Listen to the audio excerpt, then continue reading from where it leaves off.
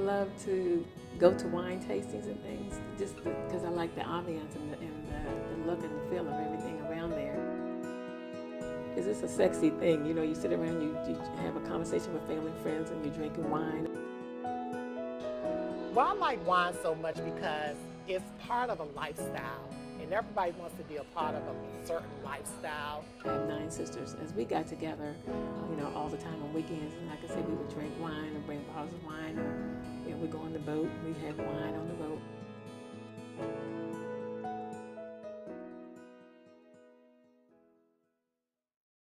How the business work as far as Germany producing my wine is that they have the recipe, they have the all the ingredients, the bottles and everything to make the wine. So they manufacture and bottle over in Germany.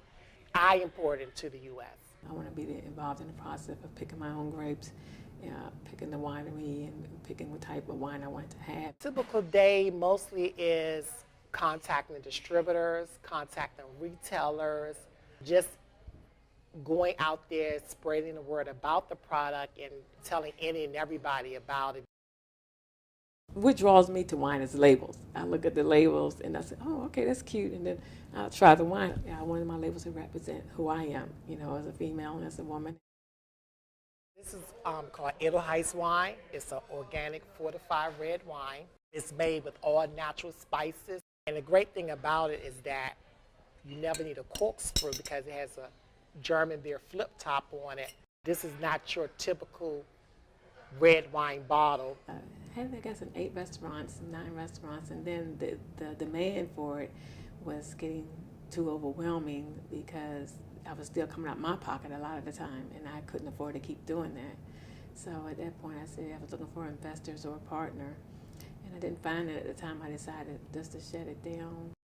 Being black and being a woman, I think did have issues with finding a partner or an investor, and I think some had to do with they probably didn't think I had enough knowledge.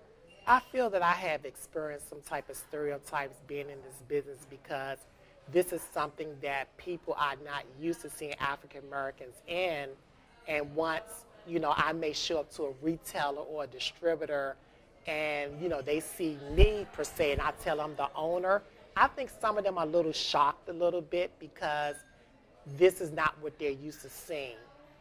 And I think sometimes that, you know, they don't give me the opportunity because of my skin tone.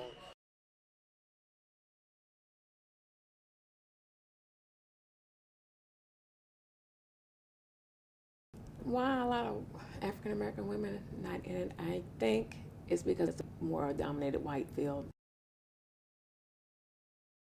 Well, being an African American in the wine business is kind of unusual, and, you know, I want my product at, you know, places that I go and eat at, I visit at.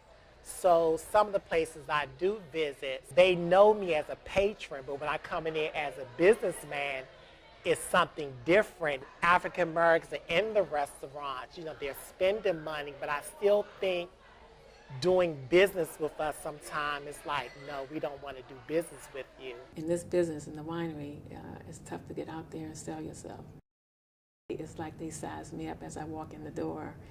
You can already tell it's not going to go well. Well, I just think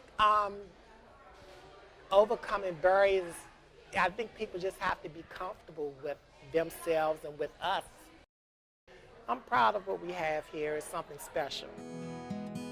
I just jumped out there and said, let me do this because it's something I wanted to get into. So I did it for 2 years and I'm proud of myself for lasting that long. If you really love wine, love what you do, and just step out and